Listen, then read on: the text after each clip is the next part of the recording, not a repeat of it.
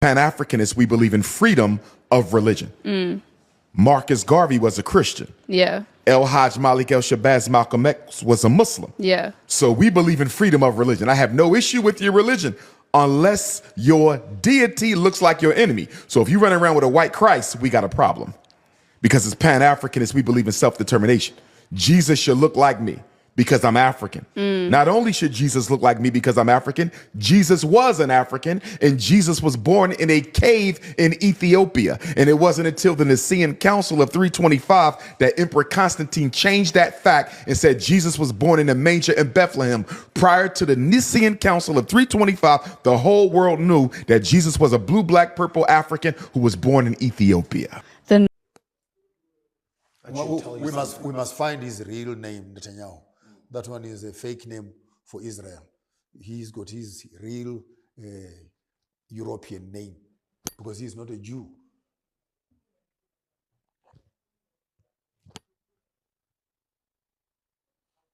You heard me? Google it up. What is Netanyahu's real name? He's a converted, they were converted. These Turkish and in the book, The 13th Tribe by Ford, you'll actually find some of this information readily available.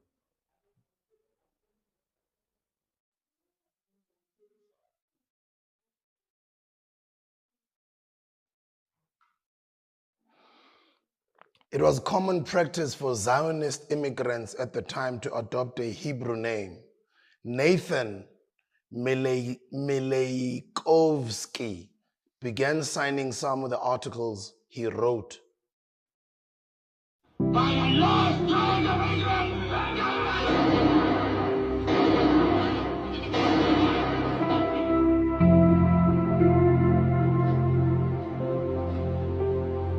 The lost tribes of Israel were black. Do you know that the black man in America is Israel? That he's Jews? Do you know that? Yes. Yes. All Hebrews were black. Real Jews need to be worried about are the black people over here getting killed, the black people in other countries. That's the real biblical Hebrew Israel. So as a Gentile, I'm here to profess. Black people, you are Israelites, you are the chosen ones, you are a prestigious people. You know that the black man in America is Israel? That he's Jews? Do you know that? Yes. The black people, the people of color that are here, are the Hebrew Israelites. Brothers and sisters, blacks of America, it's you. You are the true Hebrews. You are the true Hebrews from the Bible. America gonna do everything, gonna invest as much money as it has, gonna fight as much wars as they can, gonna invite as much weapons as they can, just to hide this away from you. Gonna take Israel, gonna bring white people here and to tell you these are the Jews. It has been deleted your history. You don't know who you are. Don't forget about it. This is why they said America has been taking your history away, never to find out that it's all about you. Who the true people of the Bible? The black people. Say that again? The black people. I would interject that the true biblical Hebrews are the so-called African American people that are scattered abroad throughout the world. They were all black. Black. The brown ones, bro. The real Jews, huh? The real Hebrews, bro. So, overall, as you can see, we, the Europeans, have the Israelite symbols everywhere. We inherited them from our ancestors. They are all spread out in all our nations, and many of our nations even fit the prophecies exactly. This is because we are the children of Jacob and his 12 sons, the patriarchs. We are the same people as the Old Testament. All the promises that God made were for us, for our people, forever. We are now entering a time where we as a whole will finally wake up and realize the truth of who we are. We're in the end game now, the time of Jacob's trouble. So wake up and start spreading the truth for your people. Loyalty, loyalty. Any heart that is royalty, royalty. Loyalty, loyalty. Yeah, This is about repentance. This is about commandments. This is about the Father giving us all our second chances. Time to regain the kingdom, take it away from Edom. Time to restore the nation, then we are gonna enslave the heathen. We are the chosen people, we're not created equal. In the spirit of my forefathers, watch me slay the eagle. I am the tribe of Judah, we're gonna walk like niggas, but I made you priest. I'm about to give you back everything. I'm sending plays for you. I'm sending boys, drying up rivers. I leave them dead for you. Pan-Africanists, we believe in freedom of religion. Marcus Garvey was a Christian. Yeah. El Hajj Malik El Shabazz Malcolm X was a Muslim. Yeah. So we believe in freedom of religion. I have no issue with your religion unless your deity looks like your enemy. So if you run around with a white Christ, we got a problem.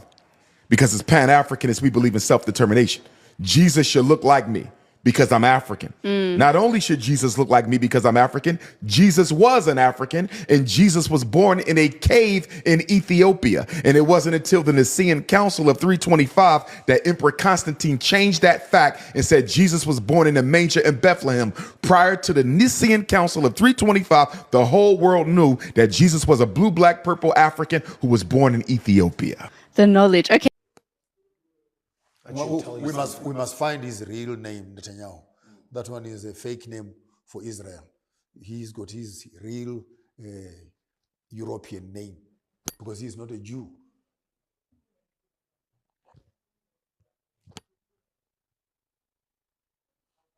You heard me? Google it up. What is Netanyahu's real name? He's a converted, they were converted. These Turkish and in the book, The 13th Tribe by Ford, you'll actually find some of this information readily available.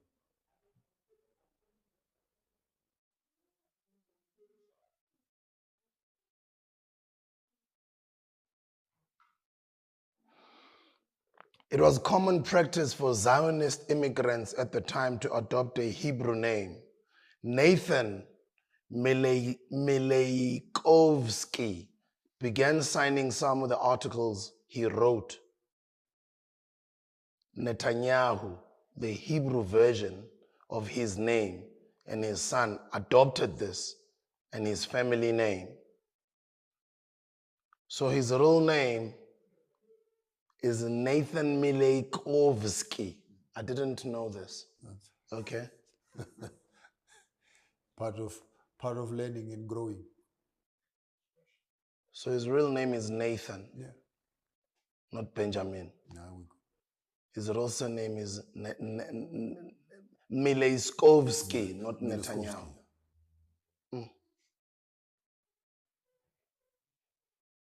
Why would they change their name though? To adapt to the Hebrew Jewish narrative. Yeah. Yeah. And somebody posted a video of, I think it was in 17 or 1800s, of an old movie of people that lived in Jerusalem at the time. And most of them were black people. You can Google again the Egyptian prime minister who says he's not going to accept Jerusalem as it is right now. Because when the blacks left, when the Israelis left here, they were black. Now they came back white. So he's not going to recognize that. So what do you want me to Google? You can Google the Egyptian president who refused to accept the white Jews. So they left here as black. Now they're coming back as white. So when did the Jews become white? Because the Fertile Crescent sits on the Platonic stone of Africa, literally. It's impossible that white people can come out of Israel. But of course, to fit with the United Nations narrative of reclaiming the 1946-47 treaties of giving Israelis back their land, then you find these white people, these converted Ashkenazis who converted into Judaism, claiming to be Hebrews and Jews. Why would they do that though? It's a religious benefit. It's a religious benefit. Again, it plays into the white supremacy narrative that they are the chosen people. And because they are chosen people, it resuscitates and sanitizes all white people. It's critical that the Jews must be white, theologically. Because once the Jews are white and they're at the door of the Bible, then anyone who reads this text must read it through the interpretation and the culture of those that are claimed to be Jews. So once the Jews are white, do you have a problem with the white Jesus? Why would you have a problem? It's a rewriting, it's a stealing of black history. Blatant. One of the biggest lies ever told on the face of the earth is that Jews are white. One of the biggest lies ever told historically, academically, ethnographically. Go back and purge through your history books. Find me a white man who was taken as a slave in Israel, from Israel to Egypt, to work to build the pyramids. White people, slaves in Egypt. And Moses came to redeem white people. In 1958, President Nasser of Egypt said of the Jews, they left here black and came back white. What did he really mean, though? They say he meant the truth. Millions of modern Jews are either converts or light-skinned mixed-race people who don't fit the description of the earliest inhabitants of Israel. It is two ways. He said that he is saying that when they left Egypt, they left here as blacks. But now he's being told to recognize them in Israel, and they're all white. So how did the transformation happen? That a black nation ended up as a white nation. But this is theological bigotry and mischief, where academic institutions of theology have allowed to whitewash the Bible and whitewash the theology to fit into the colonial narrative. The ancient Middle East was first settled by Hamitic people, including the Cushites. The legendary ruler, Cushite king Nimrod, the Ethiopian, is immortalized in geographic and place names like Nimrod Fortress Castle in Israel. The Hyksos. There was actually a period of the whitening. You can even research on that also. The whitening of Egypt. Where the whitening of Egypt. The white? Whitening. Whitening, okay. The whitening of Egypt, yeah. Where actually the Hyksos were defeated. And the light in complexion Arabs started taking all the black Hyksos as slaves and pushed them out of royalty and now started having them white. Now when you walk around Egypt, it looks like it's a white country, when actually there was a process of the whitening of Egypt and the extermination of the black Hyksos, and hence the removal of the nose of all the statues to not show that the history that was here was of the flat-nosed people rather than the sharp-nosed people who are now claiming history as theirs.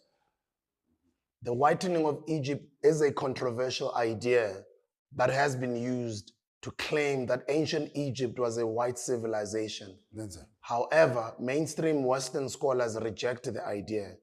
The idea that ancient Egypt was white or black is considered anachronistic by Western scholars. They argue that applying modern racial concepts to ancient Egypt is incorrect. Scholars also reject the idea that ancient Egypt was racially homogeneous. Instead, they believe that skin color varied between people from Lower Egypt, Upper Egypt, and Nubia. The controversy over the racial identity of Egypt has continued into the modern era.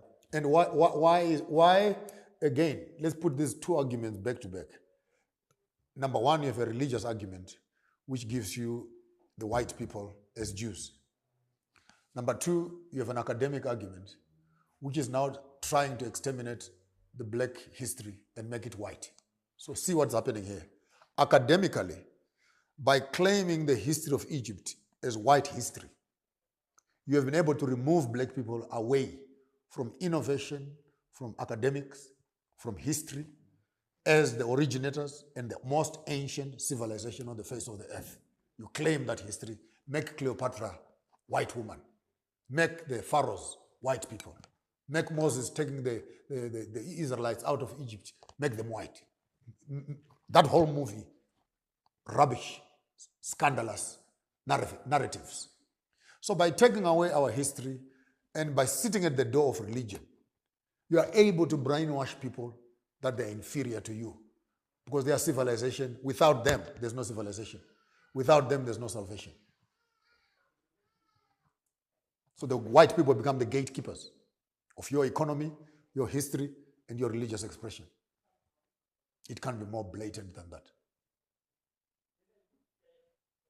A person who steals your car is much better, Sbu, than a person who steals your identity. At a moment of your unconsciousness, I come and I change your name. When you wake up, I give you a wrong name. And you can never trace again who you are. That's cruel. That's cruel that you will walk past your mother's house and you will not recognize her. Because I took advantage when you were not conscious. That I make you hate your own brother. That's cruel. Because I'm withholding information from you to tell you that this is your blood brother. Now, stealing identity cannot be more gruesome than that.